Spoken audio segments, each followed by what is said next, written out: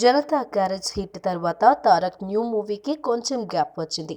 Final గా సదర్ గబ్బర్ సింగ్ లాంటి flop ఇచ్చిన డైరెక్టర్ బాబీతో న్యూ మూవీ చేయడానికి రెడీ అయ్యాడు తారక్.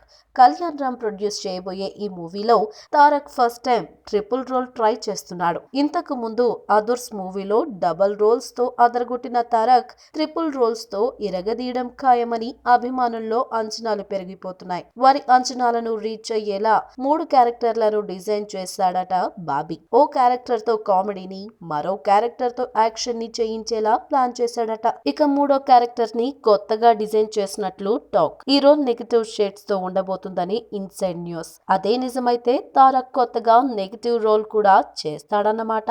ఈ వీడియో మీకు నచ్చినట్లయితే సబ్స్క్రైబ్ చేయండి. ఫిలిమి స్టార్స్ బోలెడంత న్యూస్ బోల్డ్ గా.